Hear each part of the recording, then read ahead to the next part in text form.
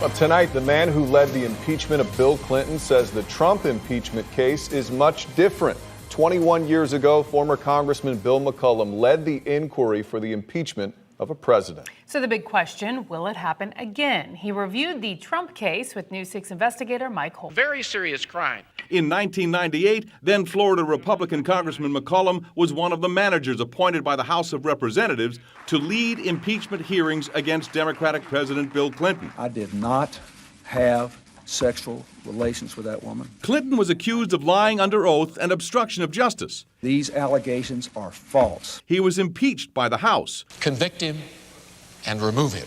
The Senate did not convict to remove him from office. For those of us who went through this process with the president, it was not something we wanted to do. It was not something we wished to do.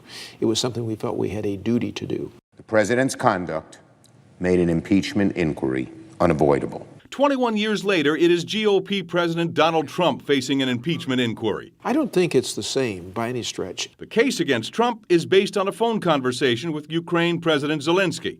The president asking for information about former Vice President Joe Biden's son. I had a great call with the president of Ukraine. It was 100%. You have the transcript. Trump declassified the conversation, making the transcript public. He solicited a foreign government to interfere in the 2020 elections.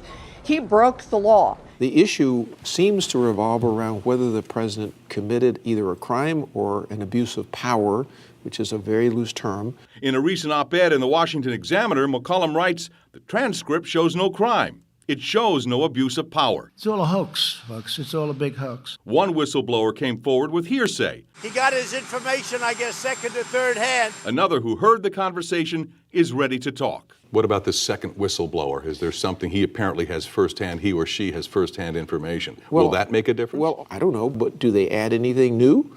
Or do they just corroborate what's in the transcript? That transcript is the only known record of the conversation, the evidence that may or may not unseat America's 45th president. How do you think this is going to play out? Well, I think there's a 50-50 or better chance that the House will vote to impeach, and then I think that it will go to the Senate, and that's going to be the end of it. I think the votes aren't there.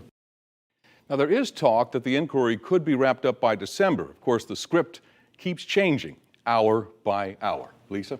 Yeah, Mike, we do want to be clear. So even if the House votes to impeach the president, the Senate would then have to take a vote as well. Yeah, they would have to say convict. And the same thing happened, by the way, with President Clinton. The House impeached, the Senate said no, Clinton remained in office. I know, I was there, that's how old I am.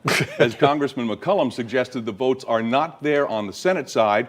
And incidentally, the congressman will serve as an analyst for News 6 to guide our viewers through the legal process of this impeachment inquiry. So it's going to be very interesting. We don't know how this will play out.